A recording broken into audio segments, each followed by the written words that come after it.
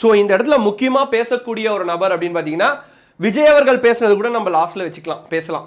ஆனால் ஆதவ் அர்ஜுனா இவர் வந்து இதுக்கு முன்னாடி டிஎம்கேல ஒரு 10 வருஷம் இருந்தார். ஓகேங்களா, எல்லாருக்குமே தெரிஞ்ச ஒரு விஷயம். அவர் பேசின ஸ்பீச்சில் வந்து எனக்கு பர்சனலாக ஃபீல் ஆனதான் நான் சொல்கிறேன். அரசியல் அப்படின்னு நீங்கள் ஒரு இடத்துல வந்துட்டீங்க அப்படின்னா ஒரு சில வார்த்தைகள், அது மட்டும் இல்லாமல் ஒரு சில விமர்சனங்கள் எல்லாமே ரொம்ப அழகாக எடுத்துரைக்க வேண்டும் அப்படின்றத நான் எதிர்பார்க்குறேன். அது வந்து அவர் வந்து மேபி ஏதாவது கோபம் இல்லை பின்னாடியான அந்த பொலிட்டிக்ஸ் ப்ராப்ளமால பேசியிருக்கலாம்.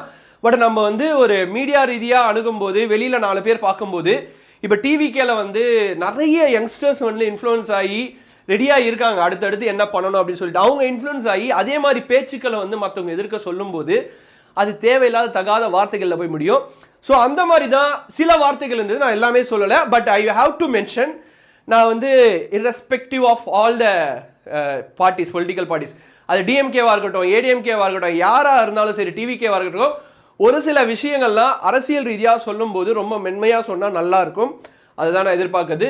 அதுக்கு வந்து ஒரு மிகப்பெரிய எடுத்துக்காட்டாக நான் பார்க்கறது வந்து இவங்க எடப்பாடி ஐயா. அவர் வந்து ஒரு சில விஷயங்கள்லாம் பேசும்போது ரொம்ப ஹார்ஷாக பேச மாட்டார். பட் ஆனால் டைரெக்டாக சொல்ல வந்துடும், அந்த வார்த்தைகள்லாம் வரும். பட் ஹார்ஷாக ரொம்ப அந்த ஃபேஷியல் ரியாக்ஷனோட பேச மாட்டார். அது கரெக்டாக இருக்கும்னு எனக்கு தோணுச்சு. உங்கள் ஆஸ்பெக்டில் யாராவது இருந்தால் வந்து மறக்காமல் கமெண்ட் செக்ஷனில் மென்ஷன் பண்ணுங்கள். இது நான் இந்த கட்சிக்கு அந்த கட்சிக்குன்னு சப்போர்ட் பண்ணலங்க. ஸோ என்னோட ஃபீல் மட்டும் தான் சொன்னேன்.